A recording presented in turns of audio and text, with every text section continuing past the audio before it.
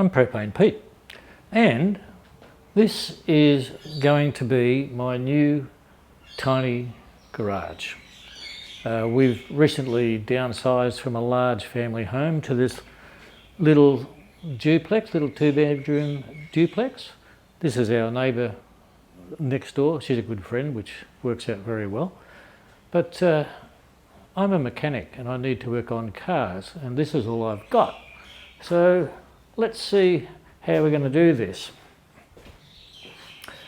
This is only 3 metres wide, 9'10" I think that is in American terms, and it's about 6 metres long, 20 feet. And it's open, so I'm going to have to set up a bench and some secure space for my tools, because this is going to be open all the time. So if you're interested in setting up little workshops, follow me through.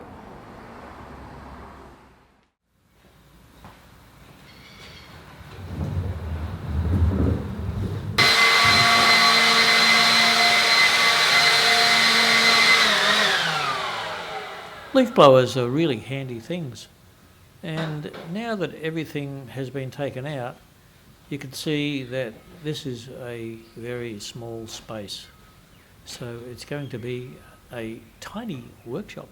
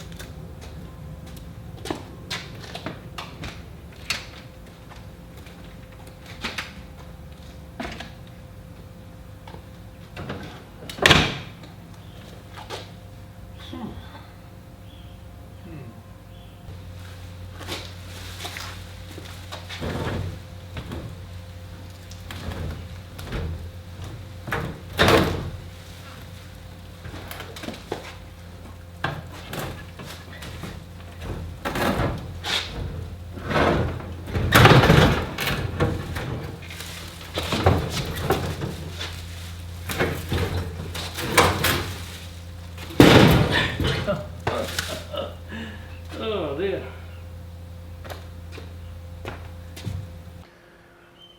Alrighty, so I managed to get this Renegade tool chest out of the motorhome. I'm using my motorhome at the moment. Our car is about 1,000 kilometres from here at the moment, and it just fitted in by about 5 mil. Just about killed myself getting it out. I'll put the wheels and everything on right here so that I can move it into the tiny workshop, because it's too heavy to lift and the trolley will damage the sides. So I'm going to make it mobile here by putting the wheels on.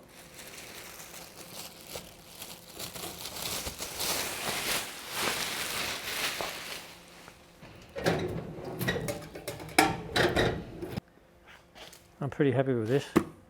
I've wanted one of these for a very long time. Anything to save my back, a 73-year-old back, from bending and twisting. Everything I've got's on wheels now, and I might even fit some wheels to myself. All right, let's get some tools and let's get this together so we can wheel it in. Okay.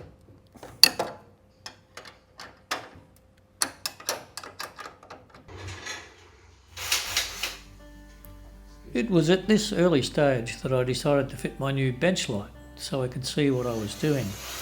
It was pretty cheap, just $60, but gave it a great even light with no shadows. I'm very pleased with it.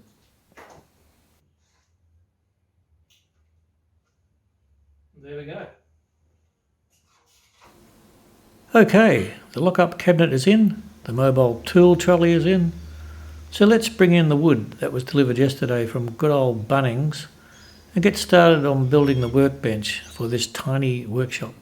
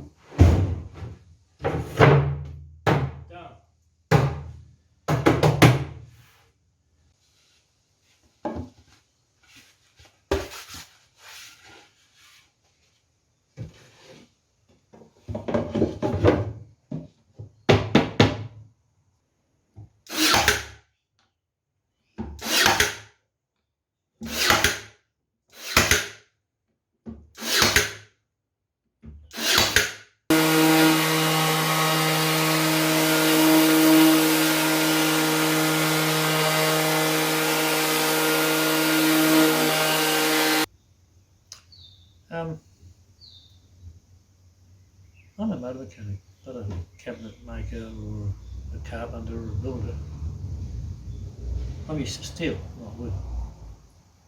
But one thing I've found, building this little bench, I've done other benches too, the most important thing in a cabinet maker's toolkit is a pencil. Without that, I don't know what I would have done. Yeah. The common old pencil.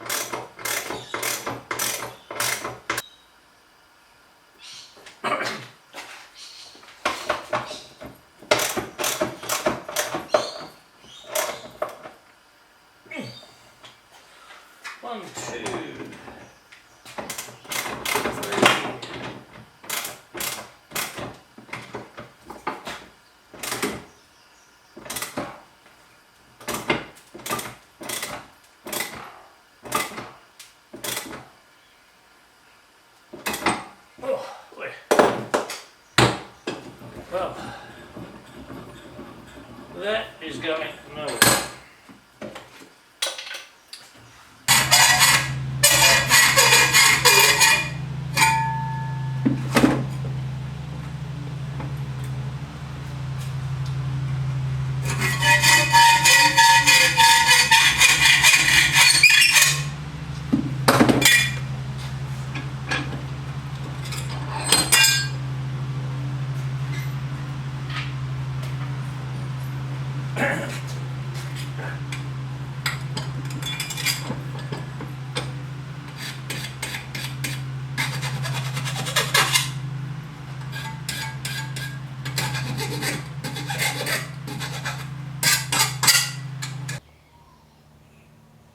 Okay, well today I'm going to declare my tiny workshop complete and open for business. Well, not really business, it's just me mucking around with my cars and friends' cars and anything else that rolls up. So what was this all about? Tiny workshop, small space, wide open, had to be neat, had to be secure. Everything revolved around this, building this bench, a bench with a secure locking area to fit everything else. And there was four things that determined the dimensions of this workshop bench. One was the steel lockable cabinet. I already had the dimensions of that. I knew I was going to buy that one. I had the dimensions, and I'd already hunted around, found the different tool shops, and I had already decided to buy this particular mobile tool trolley because it's got a lot of small trays and then two big ones. A lot of them just had a lot of big, really big trays, which I didn't want. I wanted smaller trays for the hand tools and then the power tools down below. And this just comes out, goes back in, and you lock it away securely again with a 3-point locking system and a very thick door. So I think I've achieved everything I wanted. I've put a shelf up here. I can't hit my head on it. I've got all the leads are out of the way. I've got a charging board for my batteries. I've got a really good light. This light is brilliant. It was only $60. It's Chinese, so I don't know how long it'll last. So let's have a little bit of a look at how it's all set up.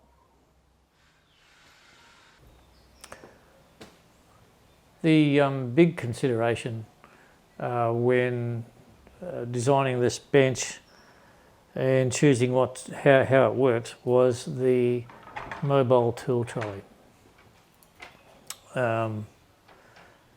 It had to be able to fit in and come out easily, like that, move it around to wherever I want it, and then go back in again. I've got a couple little marks here on the floor where I just line it up, just like that, and in it goes, like that, and then the door just closes. And that was really important. The other thing too, with workshop benches, if you're a carpenter, you want everything to be wood. But if you're a mechanic, and you're working on cars, you want the bench top to be metal. This is Galvabond. It's only about 0.6 of a mil thick, but it's just a much better working surface for when you're working on car parts. Just so much better. Okay, what else? Okay, the other thing was, as I said, everything had to be locked away. So I've got two doors here. I'm keeping the safety stands in here. I've put a shelf in there, and I've got parts and things in there. There's a starter motor, an alternator, and a few other things back there. And the other consideration, and these are lockable of course, the other consideration which was really important to keep the place neat was this 3-ton low profile jack. From the cement to the top of the highest point of it here without the handle is actually on a rack up on the wall, is 200 mil. So I gave it about 30 mil if I remember rightly. I think this is 250, 30 mil clearance, and that just slides in there, gets it out of the way. As I said before, in a lot of workshops there's garage jacks and stands lying around, but they've got space, so I don't have the space. The other thing is, this is really nifty. Look at all the sawdust. This is a 17 litre oil drain facility. I don't know if you can see that, but look at all the sawdust. This is the little scoop area. You drain, I haven't used this yet, but I'm going to use it in a couple of weeks. You drain the oil into here, it goes into the container. I'll put that. You open that scoop to let the air out, and then you take the whole thing to a facility at the local council, and you tip the whole thing into a storage facility for them to go and recycle. So really brilliant, and you know, normally you would drain your oil into a container, then you put it into things. Oh, terrible. So everything's out of the way. There's nothing to trip up on, and it looks neat when you walk past. Because again, this is wide open.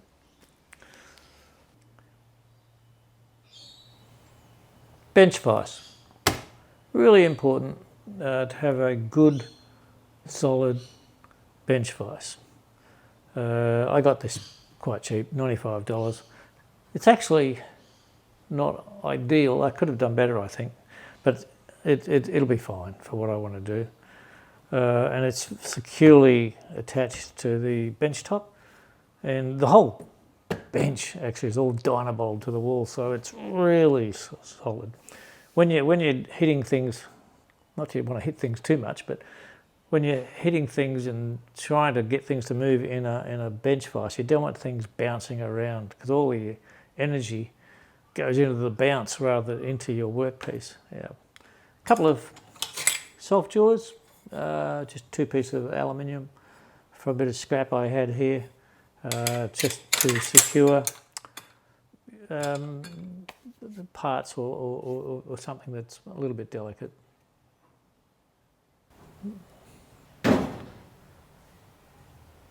Lockable cabinet, steel locking cabinet.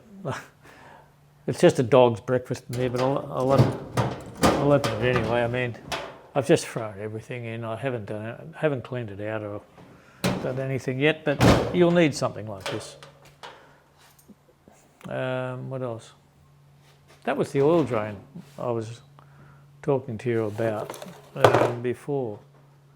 You'd have to drain the engine oil into that, and then you'd have to pour that into something else, and then pour it into something else. You end up with oil everywhere.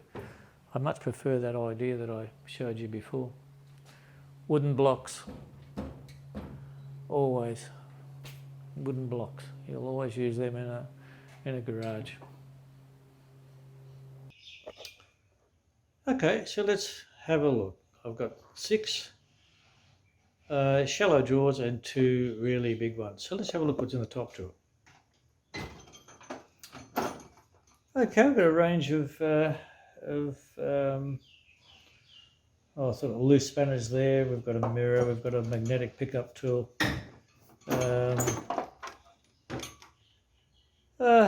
SAE on the left, or AF, whatever you like to call it. Metric on the right. That's just a standard Sidchrome here in Australia set of sockets and ratchets. I've got more here. These are impact sockets, and I've got what have I got in here? See if I can open it. That's just a little quarter drive set. It's very handy.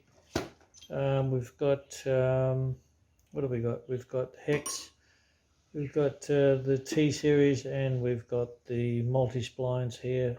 A couple of isolated sockets there. These are all little connectors to connect quarter to 3/8 to 3/8 to half, etc., etc. I used to, many years ago, have a complete 3/4 drive set for working on heavy vehicles, but I haven't done that for a very long time.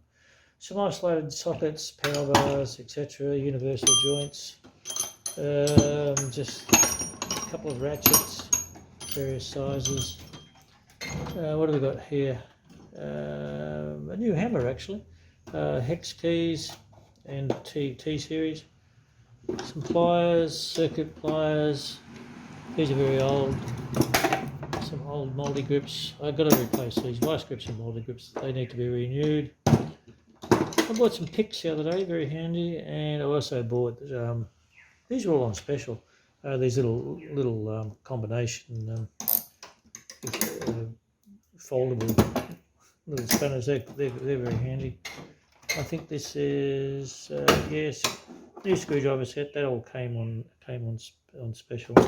Some old spanners. These go right back to the 1960s, these spanners.